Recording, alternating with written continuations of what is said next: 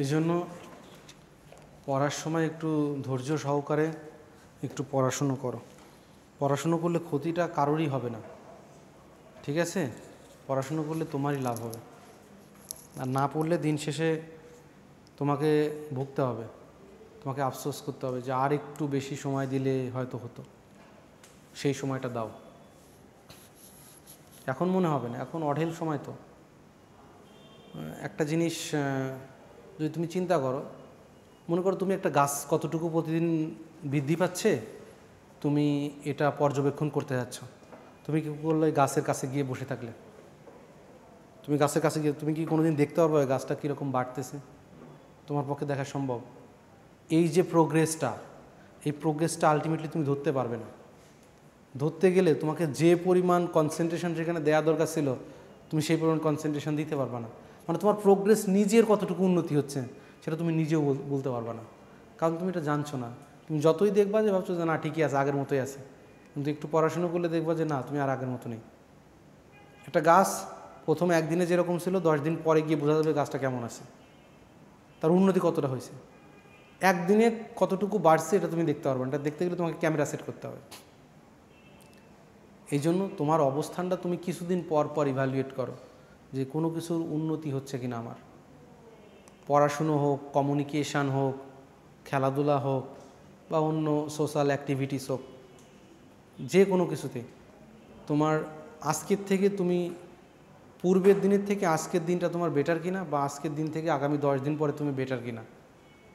যদি বেটার হও তাহলে তোমার ভিতরে তুমি কাজ চালাচ্ছ, আর যদি না হও তাহলে তুমি কাজটা চালাচ্ছ না। না চালালে দিন শেষে তোমারই ক্ষতি হবে, কারণ তোমাকে কম্পিট করতে হবে হাজার হাজার ছেলের সঙ্গে, হাজার বলবো না, লাখ লাখ ছেলের সঙ্গে। তখন মনে হবে সে আর একটু পড়াশুনো করতে পারলে হয়তো উতরাই যেতাম। ওই আর একটুটা চেষ্টাটা এখন থেকেই করতে হবে। স্যার কীভাবে করব? পড়ো, আগে পড়ো। কোথাও যেতে গেলে আগে তো হাঁটতে হয়, আগে তো হাঁটতে শিখতে হবে, যে হাঁটবো, তারপরে গন্তব্যটা পরেই ডিসাইড করো। পড়া যেহেতু এখনও শুরুই করি নাই, সেরকম করে আগে পড়ো, তারপরে গন্তব্য ডিসাইড করে দিও। আচ্ছা, গত ক্লাসে আমরা দেখাচ্ছিলাম নোডাল অ্যানালাইসিস। নোডাল অ্যানালাইসিস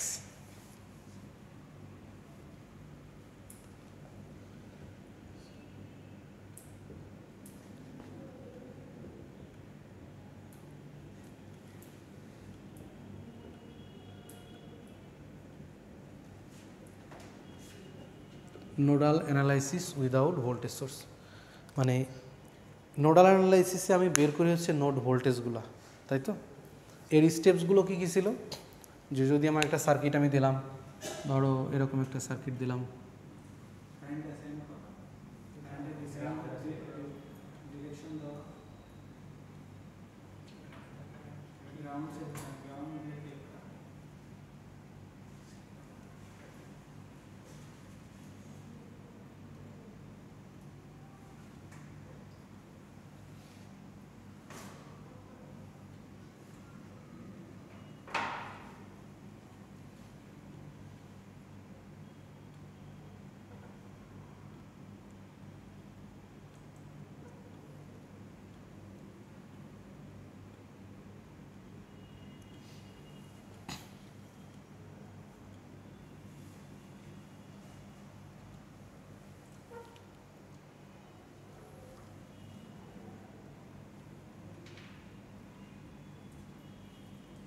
আচ্ছা এই রেজিস্ট্যান্সটা না দিলেও হবে।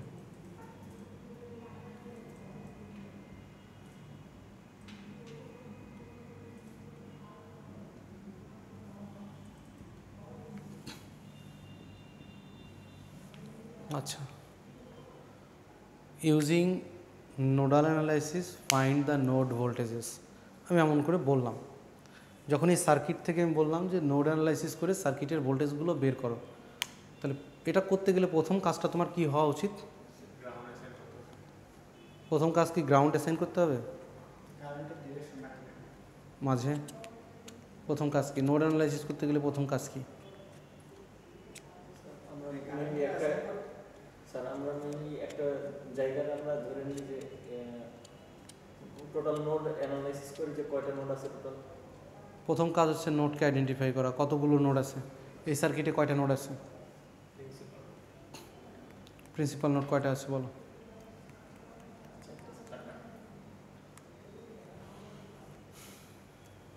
শিওর? কয়টা আছে?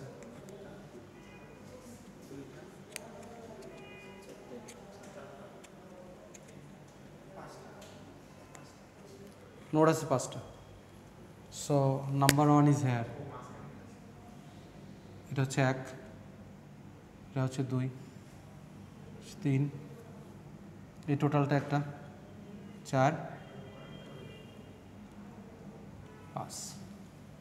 ঠিক আছে, নোড অ্যানালাইসিস করতে যাচ্ছ, তোমাকে নোড কিভাবে আইডেন্টিফাই করতে হয় এটা আমি অনেকবার পড়িয়েছি, তুমি সেটাই পড়োনি। তবে নোডই যদি না চেনো, অ্যানালাইসিস তো তুমি করতেই পারবে না। আমি কতবার বলছি যে প্রতি ক্লাসে আসার আগে প্রিভিয়াস ক্লাসগুলো একটু পড়ে আসতে হবে। কে কার কথা শোনে, তাই না? এটা করলে কার ক্ষতি হবে? তুমি তো সেই লেভেলে পড়াশুনো করছো না যেটা অন্যের সঙ্গে কম্পিট করা যায়। তোমাকে এটা পড়তে হবে। বাসায় কী করো? রিলস দেখো শুধু, ফোনের মানে রিলস দেখতে দেখতে চোখ ক্লান্ত হয়ে যায়, ক্লান্ত হয়ে গেলেই ঘুমায় পড়ো। হিউজ রিলস, আর ফেসবুকে চ্যাট তো আছে, চ্যাট করতেছি বহুত বকবকানি আছে, করার তালে আছে, কোনো সমস্যা নেই, সময় কেটে যাচ্ছে। কিন্তু পড়ার যে 1 ঘন্টা সময় দরকার, সে 1 ঘন্টা সময় আর হচ্ছে না। এই হচ্ছে তোমাদের অবস্থা হয়ে দাঁড়িয়েছে। তাহলে যখন নোড আইডেন্টিফাই করলাম, আমি নাম্বার অফ নোটস প্রথমে আইডেন্টিফাই করলাম, তারপরে কাজ কি? এটা রেফারেন্স ধরো, যে কোনোকে একটা রেফারেন্স ধরো। তুমি এখানে কোনটাকে রেফারেন্স ধরবে? 4 নাম্বারটা ধরতে চাও? 4 নাম্বারটা ধরবা? ধরতে পারো, কোনো সমস্যা নেই, কিন্তু আমি ধরলে মাঝেরটা ধরবো। ঠিক আছে, রেফারেন্স ধরো, এটা 0 ভোল্ট, ওটা ধরলে আমার সুবিধা হবে, এই জন্য আমি ওটা দিয়েছি। না হলে আমাকে আবার অন্য হিসাবে যেতে হতো, ঝামেলা হতো।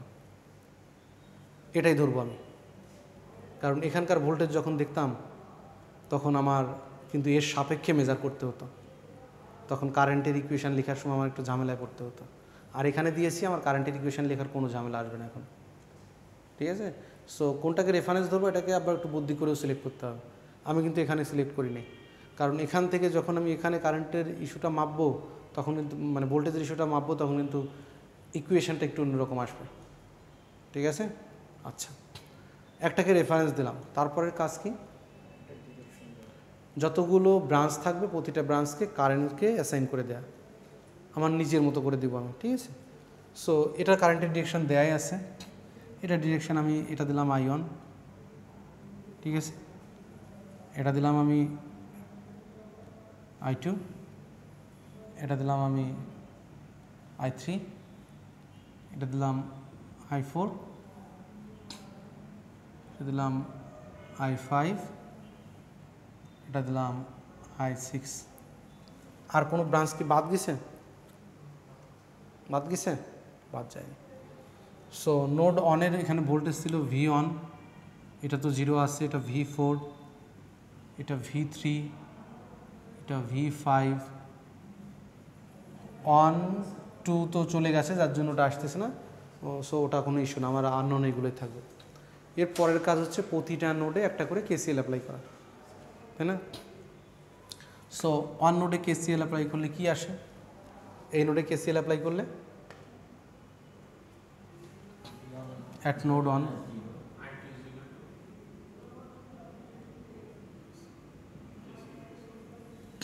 নোড 1 এ KCL অ্যাপ্লাই করলে I2 equal to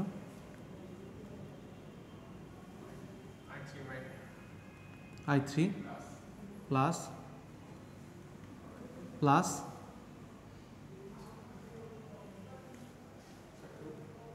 I3 plus 2। চিত্র একটু অন্যরকম দেখছো না? তোমার মাথা ঘোরাচ্ছে, কিন্তু এখানে মাথা ঘোরানোর কিছু নেই, সব সেম রুলস, যা রুলসের মতো করেই চলবে, আলাদা কোনো রুলস নেই। হ্যাঁ, পারতাম, তাই না? তাহলে I2 সমান কি এখন?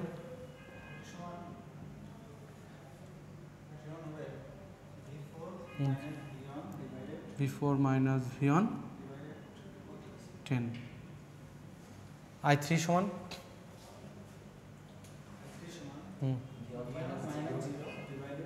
V1 minus 0 divided by 1 plus 2 হয়ে গেল সোজা হিসাব। এখন আসি নোড 1 করলাম, নোড 4 এ করি। নোড 4 at 4 নোড 4 এ কি আছে?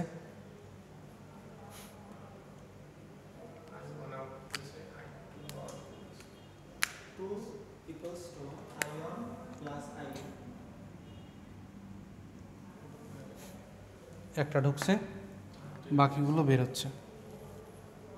সো একইভাবে I1 সমান V4 minus 0 divided by 3 I2 সমান V4 minus V1 divided by 10 হয়ে গেল। একইভাবে at node 3 at node 3 তে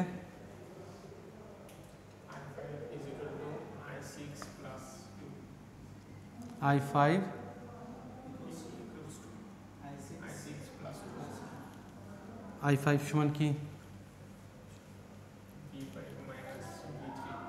V5 minus V3 divided by 4 I6 সমান V3 minus 0 divided by কঠিন কোনো কিছু? তুমি যা শিখছো তাই। সো এই প্রসেসগুলো নোডাল অ্যানালাইসিসের প্রথম প্রসেস, যে ভোল্টেজ সোর্স না থাকলে বা ভোল্টেজ সোর্স থাকলেও এই প্রসেসটা শুরু থেকে এরকমই, এর আলাদা কোনো প্রসেস নেই। আমার প্রথম কাজ হচ্ছে নোডগুলোকে আইডেন্টিফাই করা, পরের কাজ হচ্ছে প্রতিটা নোডে ভোল্টেজকে অ্যাসাইন করা এবং একটা নোডকে রেফারেন্স ধরা, তারপর হচ্ছে প্রতিটা ব্রাঞ্চে কারেন্টকে অ্যাসাইন করে দেয়া। ঠিক আছে? সো এটা ছিল নোড অ্যানালাইসিস উইদাউট ভোল্টেজ সোর্সের কাজটা। আজকে দেখাবো উইথ ভোল্টেজ সোর্স। ভোল্টেজ সোর্সের দুইটা কেস হতে পারে। ভোল্টেজ সোর্স সার্কিটে দুইভাবে থাকতে পারে, সেটা ডিরেক্টলি আমি নিচের দিকে দেখাই। এই চিত্রটার দিকে খেয়াল করো, সার্কিটে দুইটা ভোল্টেজ সোর্স আছে। ঠিক আছে? আমি নোড অ্যানালাইসিস করার শুরুতে, একদম শুরুতে আমার প্রথম কাজ হচ্ছে সবগুলো নোডকে আইডেন্টিফাই করা। ঠিক আছে? সবগুলো নোডকে আইডেন্টিফাই করা, তার ভিতরে একটাকে রেফারেন্স নোড ধরা। আইডেন্টিফাই করছি 1টা 2টা 3টা এবং 4টা। 4 নাম্বারটাকে আমি রেফারেন্স ধরেছি। এখন এই রেফারেন্স নোড এবং এই V1 পয়েন্ট বা V1 ভোল্টেজ যেখানে আসে, এই নোডটা এর মাঝে একটা ভোল্টেজ সোর্স আছে, অর্থাৎ একটা রেফারেন্স নোড আর একটা নন রেফারেন্স নোড, তাই তো? এটা রেফারেন্স, এটা নন রেফারেন্স, এর মাঝে একটা ভোল্টেজ সোর্স আছে। আবার এখানে খেয়াল করো, এটা একটা নন রেফারেন্স নোড, এটা আর একটা নন রেফারেন্স নোড, দুটোর মাঝে একটা ভোল্টেজ সোর্স আছে। পার্থক্য না একটু? একটা হচ্ছে রেফারেন্সের সাপেক্ষে একটা আছে, রেফারেন্সের মাঝে একটা আছে, একটা দুটো নন রেফারেন্সের মাঝে আছে। যদি একটা রেফারেন্স এবং নন রেফারেন্সের মাঝে একটা ভোল্টেজ সোর্স থাকে, তাহলে এই ভোল্টেজ সোর্সের মান যা, সেটাই হয়ে যায় নন রেফারেন্সের ভোল্টেজের মানের সমান। তাহলে এই V1 ভোল্টেজটা কত? 10 হবে। ডিরেক্টলি 10 বলে দেওয়া যাবে, এখানে আলাদা করে কোনো ঝামেলা নেই। এটা মেশ অ্যানালাইসিসের সাথে তুমি কি একটু মিলাইতে পারো? যে মেশের কারেন্টটা, যদি একটা কারেন্ট সোর্স থাকে মেশের ভিতরে, যেটা শুধুমাত্র একটা মেশের ভিতরে সীমাবদ্ধ, তাহলে ওই মেশ কারেন্টটার নামই হয়ে যায় সেই কারেন্ট সোর্সের নাম, তাই না? সেটা ছিল এমন যে এইখানে যদি একটা মেশ অ্যানালাইসিস করতে যাইতাম, এটাকে যদি I1 নাম দিতাম, তাহলে I1 সমান কত হতো? ডিরেক্টলি 2, যেটা হচ্ছে শুধুমাত্র একটা মেশের মাঝেই কারেন্ট সীমাবদ্ধ ছিল, এই জন্য ডিরেক্টলি লেখা যায়। এটার সাথে ঠিক মিল না, জাস্ট দুটোর একটা কমিউনিকেশান আছে, যে এর ক্ষেত্রে কেসটা এমন, ওর ক্ষেত্রে কেসটা অমন। ঠিক আছে? তাহলে যদি একটা ভোল্টেজ সোর্স থাকে, যে ভোল্টেজ সোর্সটা একটা রেফারেন্স এবং একটা নন রেফারেন্সের মাঝে কানেক্টেড, তাহলে ওই ভোল্টেজ সোর্সের মানটা ডিরেক্ট ভোল্টেজের মানের সমান হয়ে যাবে। ঠিক আছে? কিন্তু ঝামেলা হয় যখন দুইটা নন রেফারেন্সের মাঝে কানেক্টেড থাকবে, তখন ওই V2 এবং V3 কত এটা ডিরেক্ট বলে দেওয়া যায় না। তুমি V2কে 5 ভোল্ট বলতে পারবা না, বা V3কেও 5 ভোল্ট বলতে পারবা না। পারবা কি? হ্যাঁ, এই 5 ভোল্ট সমান কি? V2 minus V3। অ্যাকচুয়ালি V2ও না, V3ও না। তাহলে এই ক্ষেত্রে দেখো, এইখানে যদি একটা ইকুয়েশান লিখতে যাইতাম, সাপোজ এখানে একটা ইকুয়েশান লিখবো আমি, এখানে যদি I দিতাম, কারেন্ট দিতাম, এখানে কি কোনো রেজিস্ট্যান্স আছে? আমি কি জানি আদৌ কিছু? আমি জানি না। আমি ওহমস ল অ্যাপ্লাই করতে পারতাম না। সো এই ব্রাঞ্চে কারেন্ট আমি দিতে পারতাম না। যেহেতু কারেন্ট দিতে পারতেছি না, সো এইখানে যে আমি একটা KCL অ্যাপ্লাই করব, সেই KCL স্যাটিসফাই হবে না। বুঝাইতে পারছি? ঠিক এখানেও একইভাবে, যে এই ব্রাঞ্চের কারেন্ট তো আমি জানি না, এখানে KCL অ্যাপ্লাই করলে KCL স্যাটিসফাই হবে না। সো এখানে KCL এবং এখানে KCL একটাও স্যাটিসফাই হবে না। আর এখানে কি হয়েছে, ডিরেক্টলি ভোল্টেজের মান জেনে গেছি, এটা আমার ঝামেলা করতেছে না। এটা কিন্তু আমার কোনো ঝামেলাই করতেছে না। এটা জাস্ট মান বের করার দরকার ছিল, V1 আমি V1 বের করে ফেলেছি, কোনো অসুবিধা হয়নি।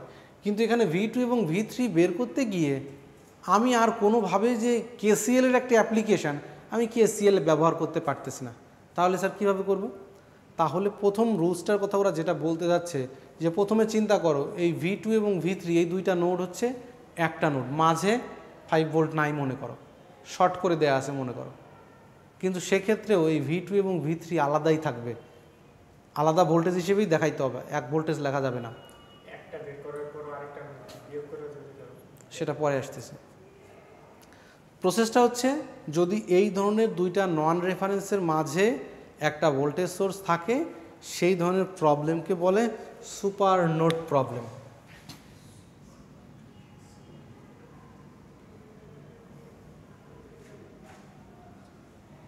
এবং এটার নাম হচ্ছে সুপার নোড অ্যানালাইসিস, অথবা node analysis with voltage source. Node analysis voltage source থাকলে সেটা সুপার নোডের প্রবলেম হতে পারে, কিন্তু ভোল্টেজ সোর্সটা যদি এভাবে থাকে, তাহলে কিন্তু সেটা সুপার নোডের প্রবলেমে যাবে না। দুটো নন রেফারেন্সের মাঝে যদি কানেক্টেড থাকে, সেই ক্ষেত্রেই শুধুমাত্র সুপার নোডের কথাটা আসবে। ওকে, আমি এই প্রবলেমটা একটু সলভ করার চেষ্টা করি, যে এটা কত আসে। ঠিক আছে, সার্কিটটা ড্র করো।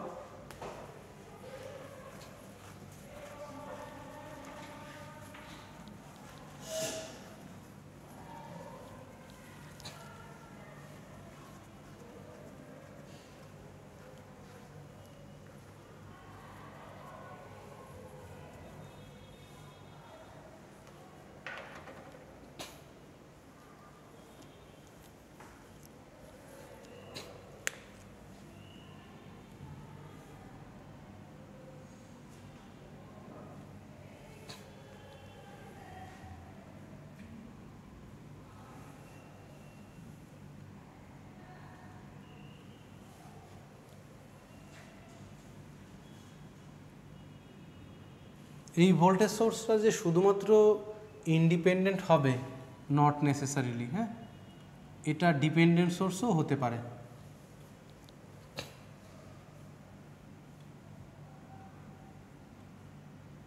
তোমরা যদি শুধুমাত্র আমার লেকচারের উপর বেস করে বসে থাকো, তাহলে কিন্তু পড়াশোনা করতে পারবে না, তোমাকে বই পড়তে হবে।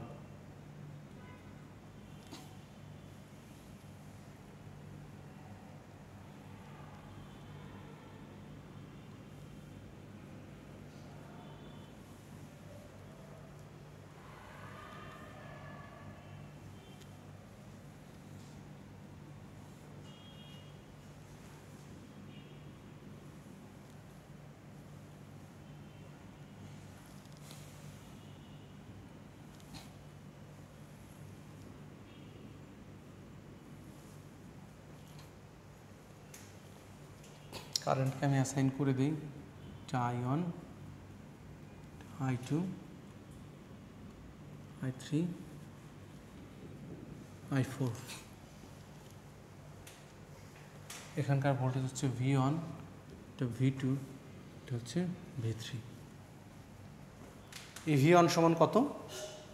সো ডিরেক্টলি আমাকে নোড অ্যানালাইসিস করে নোডের ভোল্টেজগুলোই বের করতে বলবে, অথবা অন্য কিছু বের করতে বলতে পারে যে I2 কারেন্টটা কত বের করো, I2 কারেন্টটা কত বের করো।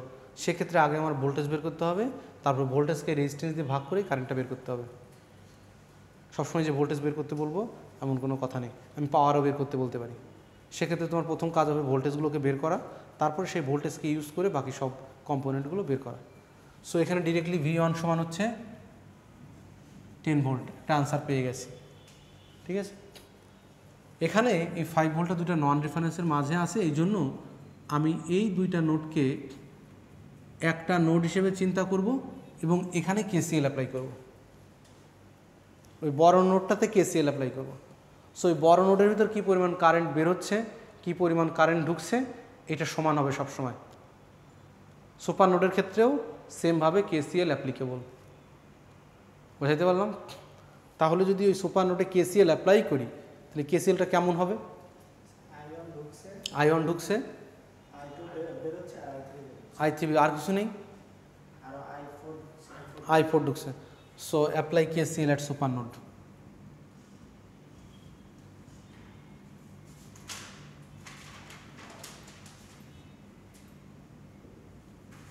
সুপার নোডে KCL অ্যাপ্লাই করলে I1 ঢুকলো প্লাস I4 ঢুকলো, বের হয়ে গেল I2, বের হয়ে গেল I3 ইকুয়াল টু 0। সেমভাবে অ্যাপ্লিকেবল, কোনো সমস্যা নেই। সো এখান থেকে একটা ইকুয়েশন পাবো। সো I1 সমান কী হবে?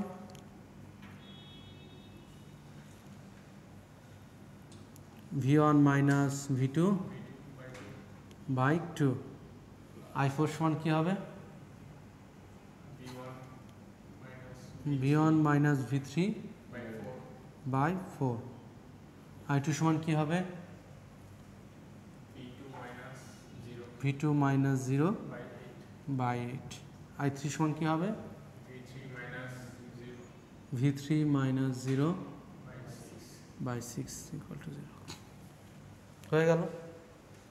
আমি কিন্তু একইভাবে আলাদা কোনো ভোল্টেজ অ্যাসাইন করিনি, V2 V3 যা ছিল তাই। ঠিক আছে, এটাকে লসাগু করে ফেলো, কত আসে? V1 এর ভ্যালু তো আমি জানি, সব জায়গাতেই তো জানি। V1 কত? 10, সব জায়গাতে 10 দিয়ে দাও।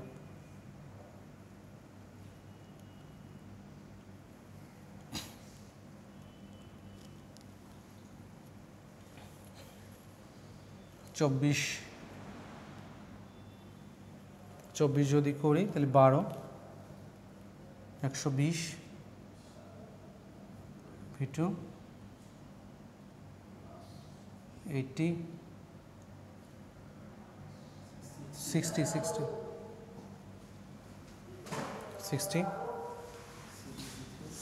V3 3 8 24 3 V2 424 4 V3 equal to 0। ঠিক আছে, V2 V3 কয়টা আছে? V2 আছে হচ্ছে 15টা। V2 কয়টা আছে? 15টা। সো মাইনাস 15 V2, 12 আর 3 15। আর V3 আছে হচ্ছে 10টা, 10 V3 equal to, R constant কত আছে? 120 আর 60 180। So minus 180। সো এটাকে পজিটিভ করে দিই, 15 V2 plus 10 V3 equal to 80। Equation number 1। Variable দুইটা, ইকুয়েশন একটা হলে তো হবে না, আরেকটা তো ইকুয়েশন আনতে হবে। আমরা প্রথমে চিন্তা করেছিলাম এখানে কোনো ভোল্টেজ সোর্স নাই, এটাকে এক হিসেবে চিন্তা করছিলাম, কিন্তু এটা তো অ্যাকচুয়ালি তো আছে। তাহলে এখানকার এই ভোল্টেজের মানটা কত? এখানে একটা KVL অ্যাপ্লাই করতে হবে। এখন এই V2 সমান হচ্ছে এখানে পজিটিভ, এখানে নেগেটিভ, এখানে V3 এখানে পজিটিভ, এখানে নেগেটিভ। KVL চালাও, তুমি যে কথাটা বলছো একই জিনিস আসবে। V2 মাইনাস V3, এই লুপে যদি একটা KVL চালাই, তাহলে V2 minus V3 equal to আসবে হচ্ছে 5। কারণ এখানে যদি KVL চালাই মাইনাস, এটা তো V2, so minus V2। So minus V2 plus plus 5 plus V3 equal to 0, KVL চালাইলাম, হয়ে গেল। So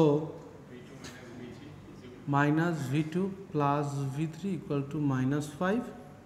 So V2 minus V3 equal to 5.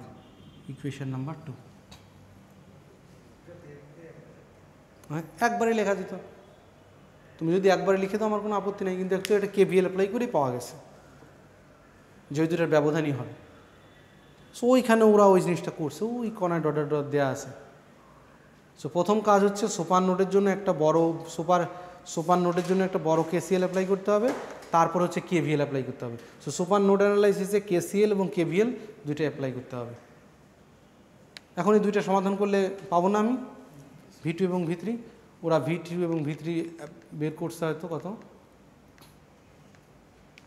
সমাধান করে নেই, টোটালটা ওরা বের করে নেই, করলে কত হয় দেখো তো। এখানে V2 লিখি, V2 minus V3 equal to 5, কত হয় V2 এর মান? ক্যালকুলেটর আনুনি,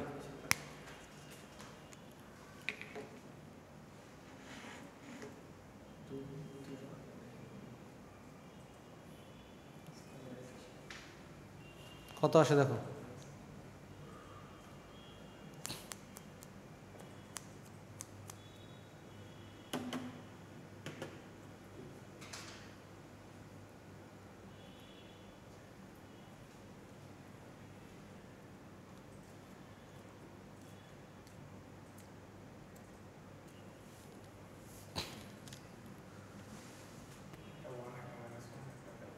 হুম,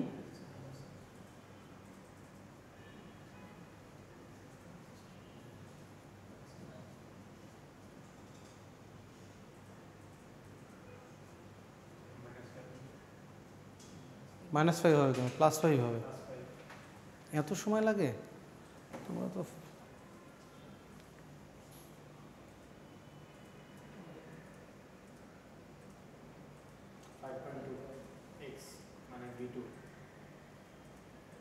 V2 কত? V2 হচ্ছে 5.2 ভোল্ট, 8.2 ভোল্ট, 10.2 হচ্ছে, আমি লিখছি এখানে হচ্ছে 10 ভোল্ট।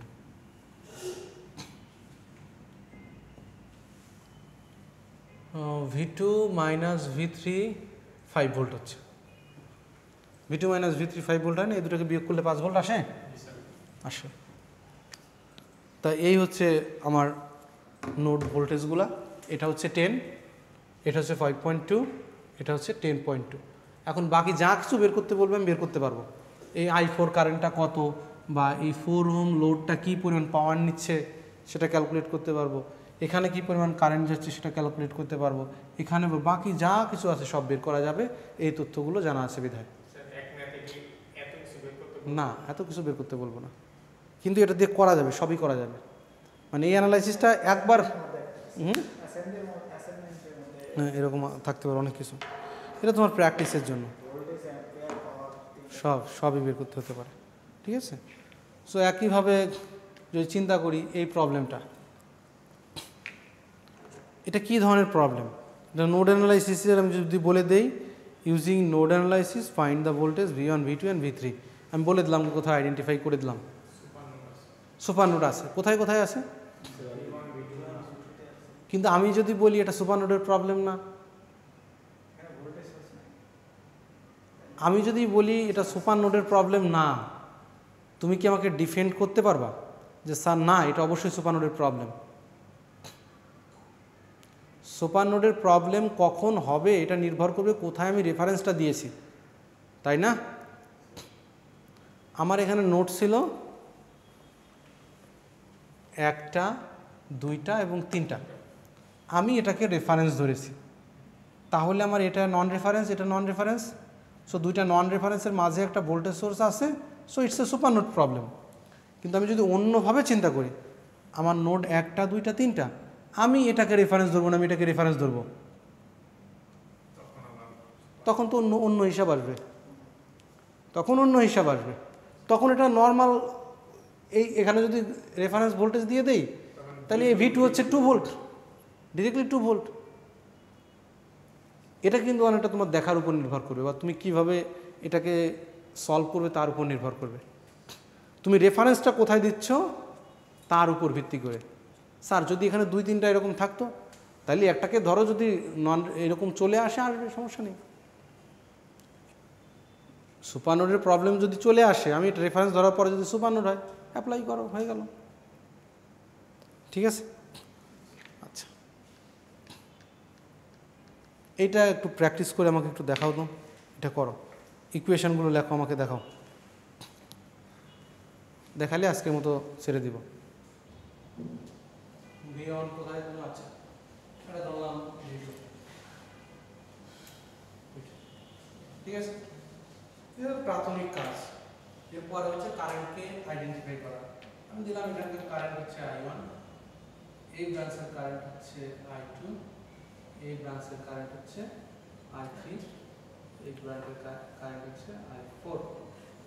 ঠিক আছে, ডান। এতটুকু তো কোনো সমস্যা নেই, সব সেম। এখন দেখবো এটা কি ধরনের নোড অ্যানালাইসিস, নরমাল নোড নাকি সুপার নোড, বাকি অন্য কোনো কিছু। এখানে এটা একটা রেফারেন্স, এটা একটা নন রেফারেন্স, একটা ভোল্টেজ সোর্স কানেক্টেড আছে। এই পয়েন্টের ভোল্টেজ ডিরেক্টলি 21 ভোল্ট,